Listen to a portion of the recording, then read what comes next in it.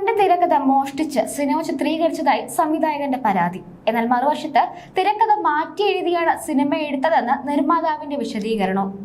പാലക്കാട് അകത്തേത്തറയിൽ താമസിക്കുന്ന ഹുസൈൻ അറോണി എന്ന സംവിധായകൻ തുടങ്ങിവെച്ച സ്വപ്നങ്ങൾ വിൽക്കുന്ന ചന്ദ്രനഗർ എന്ന സിനിമയുടെ ചിത്രീകരണമാണ് ഇപ്പോൾ വിവാദത്തിലായിരിക്കുന്നത്.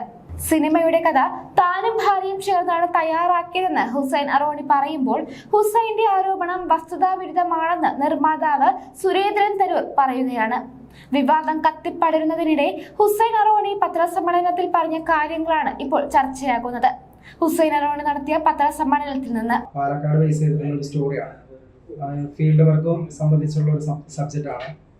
2.5 വർഷക്കാലമായിട്ട് ഞാനും എൻ്റെ ഭാര്യയും ചേർന്ന് എഴുതിയ ഒരു കഥയും തിരക്കഥയ്ക്കാണ്. അതിൻ്റെ ചിത്രീകരണവുമായി ബന്ധപ്പെട്ട് ഒട്ടനവധി പൈസ ഇതുവരെ ഈ കാലയളവിൽ 2.5 വർഷത്തിനുള്ളിൽ എനിക്ക് ഒരു 20 ലക്ഷം രൂപയോളം ചിലവുണ്ട്. അതിൻ്റെ പ്രീ പ്രൊഡക്ഷൻ വർക്കൊക്കെ ആയി.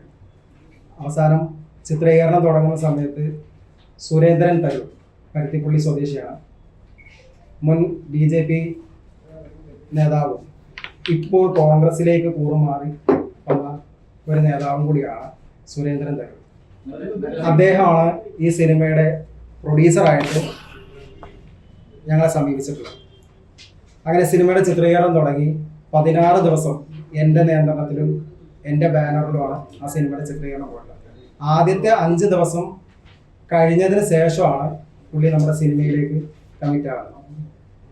അതുവരെ ഉണ്ടായ എല്ലാ ചെലവും തരാം എന്ന് പറഞ്ഞുകൊണ്ടാണ് പുള്ളി നമ്മുടെ സിനിമയിൽ പ്രൊഡ്യൂസിങ് ഏറ്റെടുത്തിട്ടുള്ളത്. നിലവിൽ 16 ദിവസം ചിത്രീകരണം തുടങ്ങിയപ്പോൾ എൻ്റെ ഡയറക്ഷനിൽ പോയ അതേ സബ്ജക്റ്റ് എന്നെ ഒഴിവാക്കിക്കൊണ്ട് എനിക്ക് തരാനുള്ള ഒരു പണവും അതിൻ്റെ ഇതുവരെ ഉണ്ടായിട്ടുള്ള നഷ്ടങ്ങളോ ഒന്നും തരാതെ എന്നെ അവരെ സംഘം ചേർന്ന് ഒരു റൂമിൽ കൂട്ടിയിട്ട് ഭീഷണിപ്പെടുത്തി അതിന് ശേഷമാണ് എന്നെ അവിടെ നിന്ന് ഇറക്കി വിടുന്നത്. അവിടെ പാരഡൈസ് ഹോട്ടലിൽ വെച്ചിട്ടാണ് മലമ്പുഴ. ആ സമയത്ത് ഒരുപാട് ഭീഷണികൾ ഉണ്ടാകും. പുള്ളിക്ക് രാഷ്ട്രീയ സ്വാധീനവും പണവും എല്ലാം വെച്ചുകൊണ്ടാണ് നമ്മളെ ഭീഷണിപ്പെടുത്തിയിട്ടുള്ളത്. ആ സമയത്ത് ഞാൻ പിന്നെ സിനിമയുടെ ചിത്രീകരണം നിന്ന് പോകണ്ട, നാളെ നമ്മുടെ ഭാവി വീണ്ടും ഒരു പരാതിയും കൂടി വന്ന് നമ്മുടെ ഭാവിയെ ബാധിക്കണ്ടെന്ന് വിചാരിച്ചുകൊണ്ട് ഞാൻ ഒരു ഇറങ്ങിക്കൊടുത്തു തൽക്കാലം. കാരണം പിന്നീട് ആ ചിത്രീകരണം മുന്നോട്ട് പോകില്ല. കാരണം എൻ്റെ സബ്ജക്റ്റാണല്ലോ, എൻ്റെ ഭാര്യയുടെ പേരിലാണ് ഞാനത് രജിസ്റ്റർ ചെയ്തിട്ടുള്ളത്. പുള്ളിയോട് ഞാൻ പല പ്രാവശ്യം പൈസ ആവശ്യപ്പെട്ടിട്ടുണ്ടാകും, പുള്ളി തന്നിട്ടില്ല.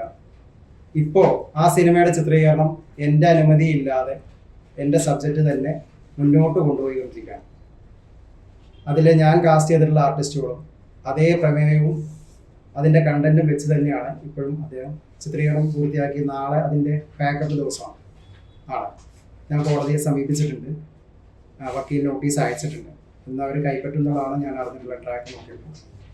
അപ്പോൾ എനിക്ക് എൻ്റെ സിനിമയുടെ ചിത്രീകരണത്തിന് ഇതുവരെ ഉണ്ടായ നഷ്ടങ്ങളും അതുപോലെ തന്നെ ഈ സിനിമയുടെ സ്ക്രിപ്റ്റ് എന്നെ തിരിച്ചേൽപ്പിക്കാനും ആ സ്ക്രിപ്റ്റുമായി അവർ മുന്നോട്ട് പോകാതിരിക്കാനും വേണ്ടിയിട്ടാണ് ഞാൻ കോടതിയെ സമീപിച്ചിട്ടുള്ളത്. 16 ദിവസം ചിത്രീകരണം നടത്തിയതിൻ്റെ എല്ലാ വീഡിയോ ക്ലിപ്പുകളും എൻ്റെ കൈവശമുണ്ട്. ഞാനതൊക്കെ കോടതിയെ ഏൽപ്പിച്ചിട്ടുണ്ട്. എനിക്ക് വേണ്ടതെന്ന് പറഞ്ഞാൽ അവരുടെ പണം മോഹിച്ചിട്ടൊന്നുമല്ല ഞാൻ ഇപ്പോഴും വരുന്നത്. എനിക്കിതുവരെ ഉണ്ടായ നഷ്ടം, ആ നഷ്ടം തരുന്നതിന് ശേഷം അവർക്ക് മുന്നോട്ട് പോകാം. അല്ലാത്തൊരു പക്ഷം അവർക്ക് മുന്നോട്ട് പോകാൻ കഴിയില്ല. മാത്രമല്ല എൻ്റെ സബ്ജക്റ്റ് അവർ ക്യാൻസൽ ചെയ്ത് മറ്റൊരു സബ്ജക്റ്റ് അവർക്ക് തിരഞ്ഞെടുക്കാം. ഇതാണ് എനിക്ക് പറയാനുള്ളത്.